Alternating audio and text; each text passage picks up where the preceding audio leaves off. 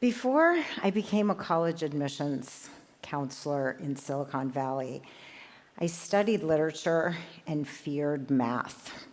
And as a result, parsing 19th century novels and ancient Greek tragedies is my happy place.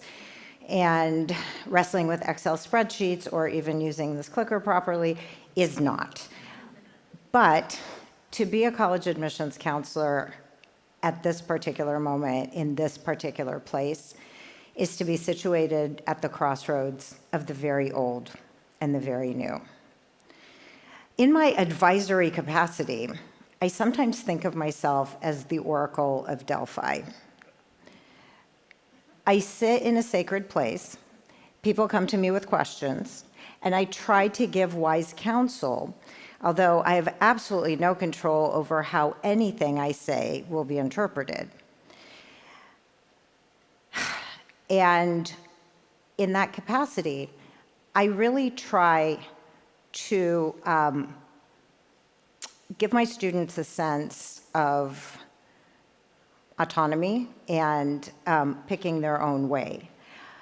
That being said, I can share some of the questions that my students have asked me over the years that I think you'll find interesting.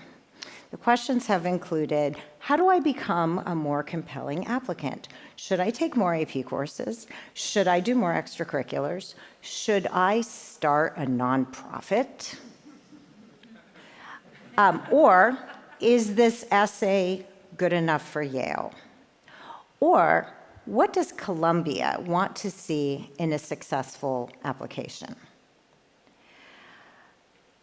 The students asking these questions are bright, accomplished, curious, and capable. And I find it heartbreaking that the underlying theme is a fear of not being good enough. And I think that we're not asking the right questions about what it means to be successful or to be a successful applicant.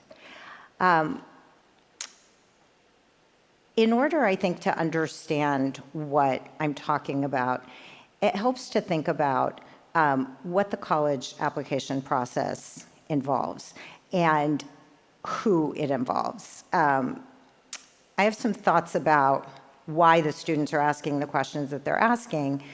And the questions essentially come from the fact that all of them at this point are digital natives. I've been in practice long enough where I actually worked with students who were not digital natives, but those days are gone.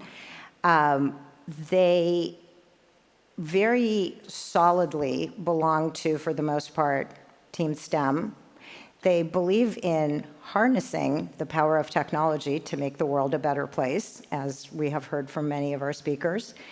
And they believe in figuring out the formula.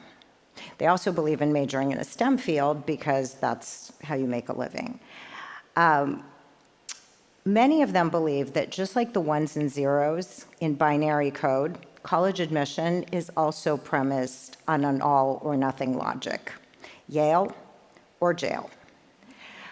The problem is there is no algorithm for getting into a college or university with a single-digit admit rate. You could do all the right things. You could take all the extracurriculars, you could start a nonprofit, you could write the most beautiful essay in the entire world, and still not be admitted to Yale or Columbia or Stanford or MIT. And this drives people crazy. As a card-carrying member of Team Humanities, I would like to suggest some ways that we can humanize the college application process and start asking better questions. First, let's consider the goal. Getting into a prestigious college is not necessarily a formula for a happy or successful or meaningful life. Human lives, as I think we all know, are tangled and complicated and often end up going weird places. And much like a sentence, we actually can't know their full meaning until the capital E end, sorry to be morbid, grammatically known as a full stop or a period. And the problem, I think, again, with, is the goal to get into a prestigious college, or is the goal something else, is that it is entirely possible for a student to get into a perfect college and then discover that the college is not perfect for them. If I'm being honest, I don't think there is such a thing as a perfect college any more than there is such a thing as a perfect spouse or a perfect pair of jeans. You can come close. I've been happily married for a long time, but I think it's a gross generalization to think that you can go to a perfect college and have your life ready-made for you.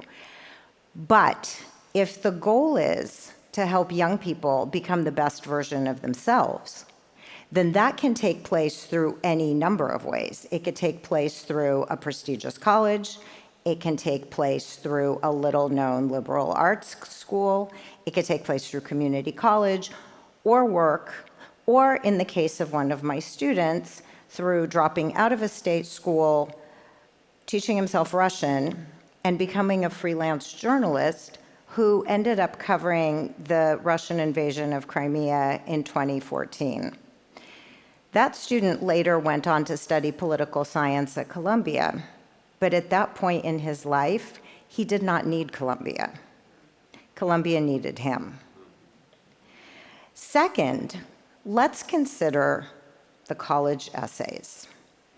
Every fall, sometimes as early as summer, millions of students resentfully write millions of college essays, which nobody will read except for college admissions officers, maybe people like me, and occasionally everybody in the entire world, if an essay happens to go viral because the student who wrote it was admitted to every single Ivy League school, plus MIT, plus Stanford, plus Caltech, et cetera. Because nobody was happy with this state of affairs for good reason, when ChatGPT arrived on the scene in fall 2022, dozens of think pieces almost immediately appeared proclaiming the death of the college essay and really the death of original writing in general. About 15 months later, it seems that the rumors of this mass creative die-off were greatly exaggerated for one very simple reason. ChatGPT does not write great personal essays. They're not bad essays. They're grammatically correct. They are organized into paragraphs, which is more than I can say for many of my students' first draft block of text. And they will always let you know the conclusion is coming because the last paragraph typically begins with "in conclusion" or "overall." There is nothing wrong with them. They're just not very good. What do I mean by not very good? Let's take a look at these two sentences.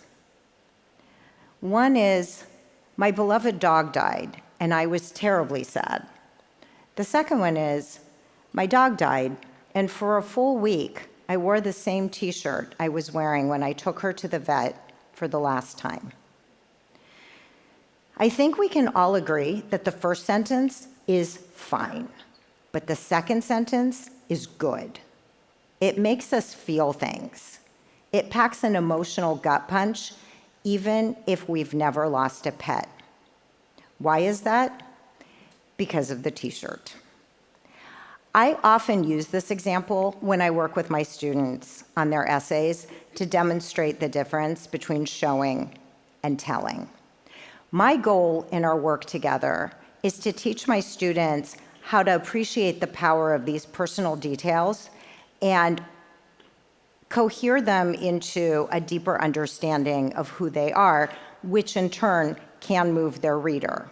I can't guarantee that, but that's the idea.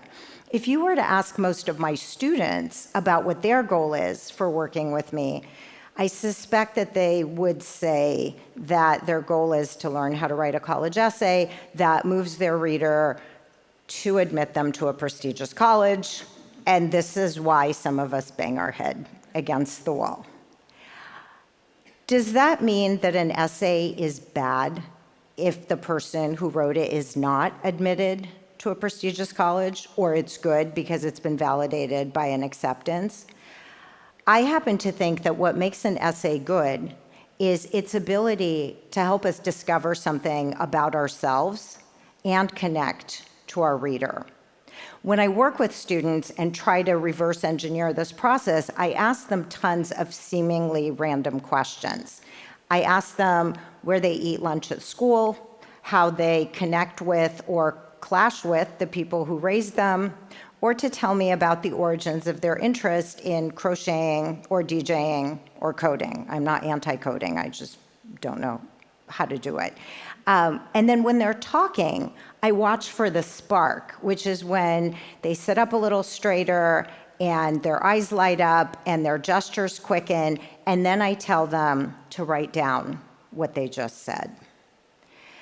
I think that we underestimate the value of such analog exchanges in an increasingly digital world. We also underestimate the value of writing, which by nature is a process of self-discovery, a nonlinear sort of conversation with an invisible but present reader. I think that we can and should invite technology into these conversations. We've already established that ChatGPT does not produce good student essays, but something really cool happened when I fed it tidbits about my 17-year-old self and asked it to find some common themes. This is the prompt that I used, essentially what I told it about myself. Love to read, collect quotes, self-deprecating, cast as Agnes Gooch in school production of Auntie Mame, if you know, you know, came to the US from the Soviet Union with my parents, more assimilated than they are. And here is what ChatGPT asked me to think about. Cultural identity and assimilation, theater and the construction of identity. Language and communication. Does the love of reading and collecting quotes involve text in English or in your native language? Explore how language might be a bridge or a barrier in relationships, both with your family and in broader social circles. Generational and cultural gaps in your relationship with your parents, possibly tied to your self-deprecating nature and the humor you use to navigate these differences. Impressive, right? It turns out that ChatGPT is pretty darn good at separating the signal from the noise. I pretty much live in the world of the personal essay, and I've recently written a book, as Adam said, structured as a series of responses to college application essay prompts, and I was pretty excited about these, many of which I had not really considered or had not really considered in that particular way. I really, really hope that high school students can use AI in similar ways to discover the value of their stories. As has been the case pretty much throughout human history, it's up to us to ask hard questions of ourselves and of the technology we use. When it comes to college applications, I think we can start by asking whether the college application system as we know it is helping students become better people or better applicants.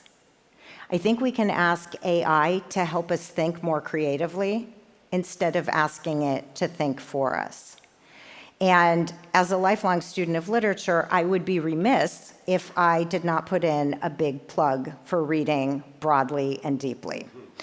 Reading has been documented extensively to build critical thinking, empathy, and imagination.